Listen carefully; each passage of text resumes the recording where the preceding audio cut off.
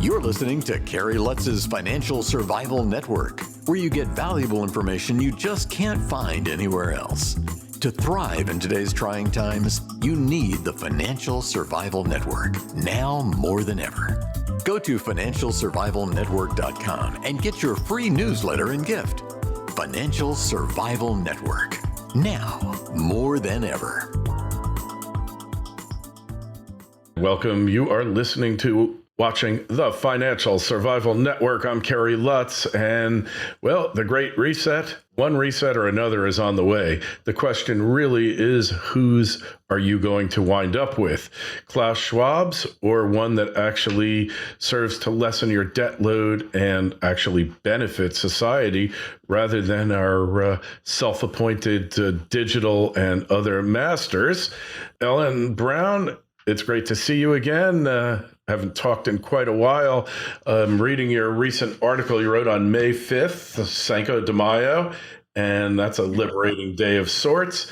And you've got an alternative plan to Klaus Schwab's. It's great to have you back. Thanks, Kerry. Great to talk to you. All right. So just briefly, tell us what Klaus Schwab wants for your future, for our future.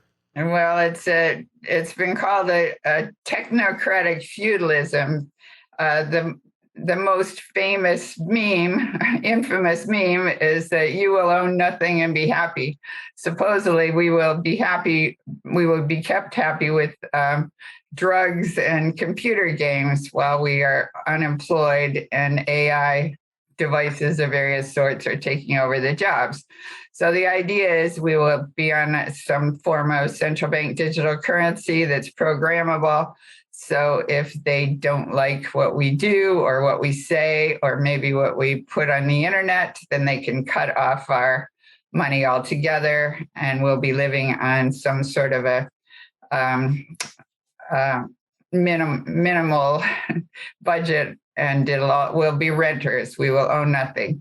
And then the question is, how are they going to get us to give up all our private property? And they're doing a pretty good job of it already with lockdowns and cutting off the supply chain. I just saw that Egypt has already come out with a digital ID that you can use to get your rationed food, because they already have a food crisis there. So that seems to be the scenario that we may be facing.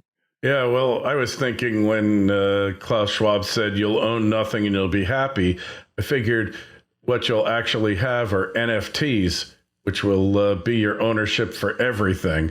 Maybe that's what he was referring to. Yeah, I'm not sure how they're going to do the money, but I'm sure it's not going to be good for us. Yeah. Are they going to pull it off, or will it be a revolution? Well, we can't. How do you even do a revolution? You can't take to the streets anymore. They've got various ways of calming us. I mean, people are taking to the streets all over the world, but they're also getting slaughtered doing it. So, clearly we have to get control of the government, but how do we do that? That's the question. It's all a political. It's all coming down due to political decisions. So we need different political decisions. The lockdowns, for starters, 200,000 businesses in the U.S. were shut down.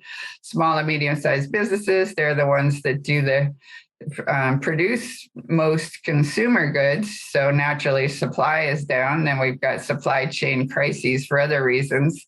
Sanctions are being blamed. Well, it's that Russia is being blamed right now, but it's really sanctions that are triggering the supply issues. That we can only buy with rubles, and nobody wants to pay with rubles.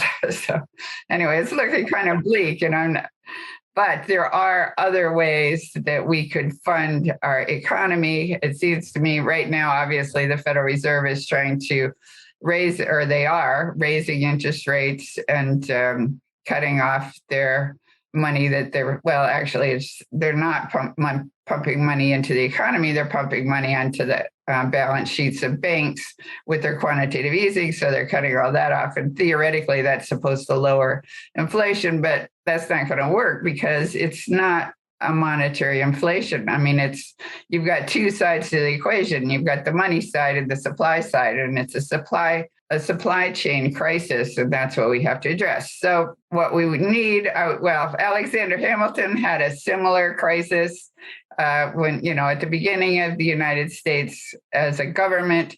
So the states were heavily in debt, and he had persuaded Congress to assume the debts of the states, which were previously the colonies. So what Hamilton did was roll those debts into bonds that were used to capitalize the bank. It was the first U.S. bank, but it was really an infrastructure bank. It wasn't a central bank of the sort we have today, where the goal is to maintain the banks. The goal was productivity. And the second U.S. bank, for example, funded the Erie Canal. I think that was the most impressive thing they did. But it was all about development and infrastructure and productivity. And we have a bill on right now, not we, but I mean, there is a bill on right now, the National Infrastructure Bank Bill 3339, HR 3339, and they propose to fund it by the same way, by to capitalize it with bonds. If you turn, just hypothetically, if you turn the entire U.S. $30 trillion debt into bonds, you would have, and you leveraged it at 10 to 1, as all banks are allowed to do, you could have a $300 trillion bank. I mean, you could do everything you needed to do.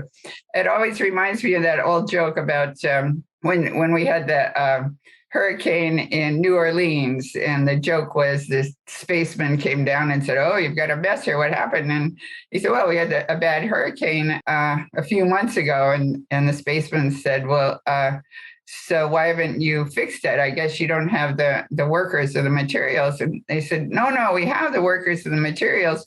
What we need are these little green pieces of paper to get the workers and the materials together so they can build stuff. And so the spaceman says, "Beam me up, Scotty. There's no intelligent life on Earth." So, I mean, we've got the resources we've got a huge infrastructure problem, and we've got the resources to fix it. What we don't have are those green pieces of paper. And clearly, we can generate them the way all money is generated in the U.S. today, which is by banks as credit. Credit that's obviously been abused, but if it were properly used, that is the American system, to fund things with sovereign credit and sovereign money. So that would be my proposed solution. Okay, well, one of many. It sounds reasonable. We've got some states that are doing extraordinarily bad, mostly lockdown states in the Northeast, in the Midwest, in California, the West Coast. And then we got states like where I live that are doing phenomenally well, like Florida, Texas, a lot of the southern states. Arizona is booming, Tennessee, booming. A lot of them are low tax states, but a lot of them were states that didn't cross that bridge of just shutting everything down and hoping everything would be fine. So how do we leverage the lessons of the states that are thriving against the lessons from the states that are basically failing? Don't just survive, thrive. The Financial Survival Network. Torque Resources is an exploration company establishing a portfolio of premier copper-gold early-stage projects in Chile. Torque's management and technical teams have a strong track record of raising capital, discovery, and monetization of exploration successes. The company's Margarita Copper-Gold project is located within the prolific coastal Cordillera Belt in Chile, which hosts some of the world's largest and most profitable copper mines. The Margarita project possesses excellent discovery potential for a major copper discovery due to the strength of the alteration system, large-scale magnetic targets, and the presence of copper oxide mineralization. Drilling is anticipated to begin in Q3 of this year. Torque trades in Canada under TORQ and on the OTC under TRBMF. To learn more, go to torqueresources.com. That's torqueresources.com. This is the Financial Survival Network, the information you need to thrive now more than ever. Well, it seems like it is a mainstream media problem. I mean, we need to get that information out there. When you know what's really happening, it becomes obvious what the solution is. But we can't seem to get that information out there. It's blocked or it's censored or it's Just suppressed, out and out suppressed. Yeah, suppressed. So we got a political problem and we got a propaganda problem or a media problem. Did you ever think you would live in a country where information, news, all the facts you need to make somewhat informed decisions wouldn't flow naturally, that they'd be blocked by people who think they know better than you? And no, and in the past, we've had book burnings and ways of blocking information. And today, what they can do, like I've got all my books, or I have many books on my Kindle. Well, all they would have to do is they can manipulate your Kindle from afar, and they could just blot out everything you've got there. And they've obviously done that on various social media. And the argument is, well, it's private, and we have control over the information that goes over our private servers. But so we need some sort of public information, it seems to me, that everybody can get. Right. Well, information really is a public utility, isn't it? It should be. Information, money, credit is a public utility, should be. So my thing is public banks. I'm chairman of the Public Banking Institute. The National Infrastructure Bank would be one of them. And I live in California, and I totally know what you mean about Florida versus California. Yeah. But we do have a thriving public banking movement among our city banks anyway. Well, there's hope, right? There's definitely some hope.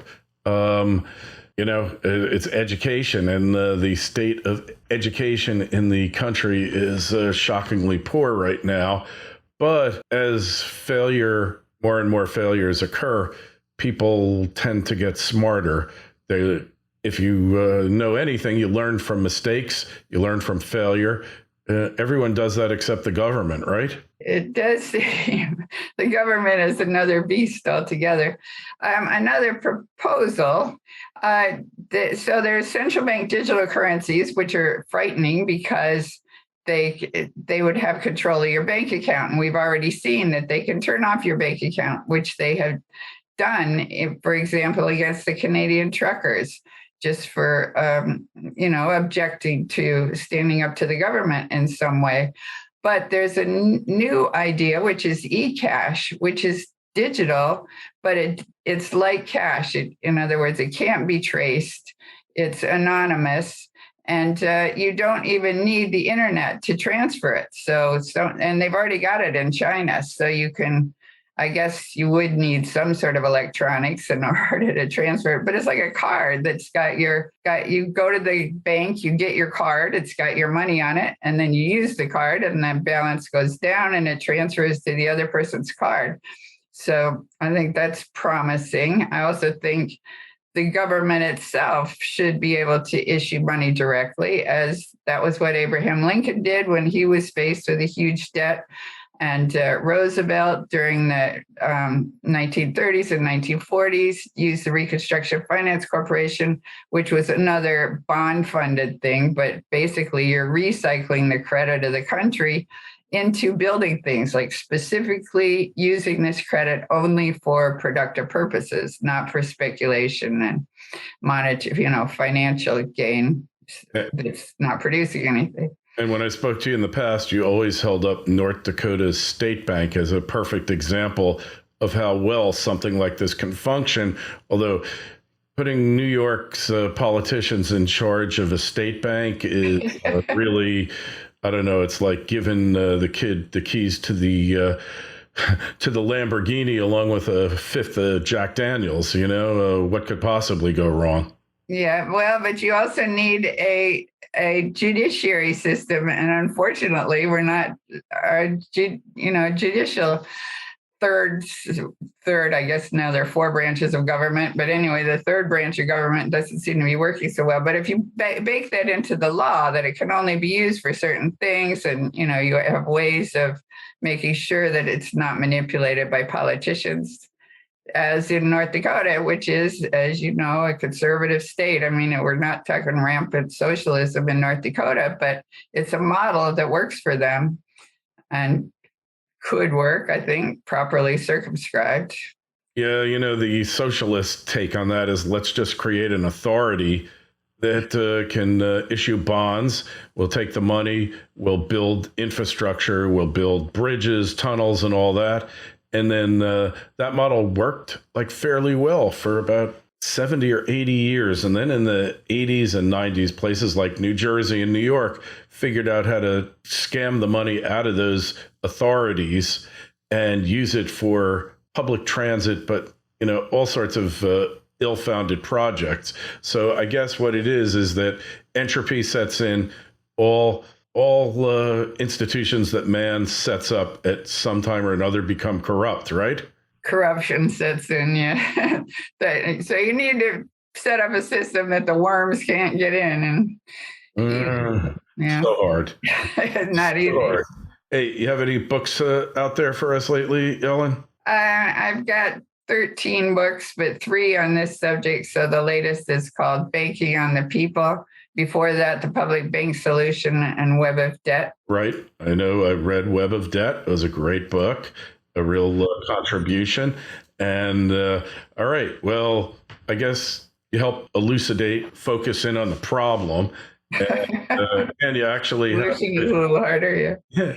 And you got a good solution. So a solution that needs to be tried, because everything we're doing now is failing, and it's not just repercussions in the United States, although those have been quite severe. It's all over the world that this turning is going on here. So it's not just for our children and our grandchildren. It's really for the future of the world. Or humanity. I agree. We could be losing our humanity at the rate we're going. So true. Well, I urge all of you to go over to Ellen's site, ellenbrown.com. And while you're at it, get to her latest book. If you got a question for Ellen, shoot me an email, kl@kerrylutz.com. Ellen, it's always a pleasure. It's always interesting talking to you, one of the few people that actually has solutions. And we will talk to you again soon. Thanks, Kerry. Great talking to you, too. Thanks for listening to Kerry Lutz's Financial Survival Network, your solution to today's trying times. For the latest, go to financialsurvivalnetwork.com. Financial Survival Network, now more than ever.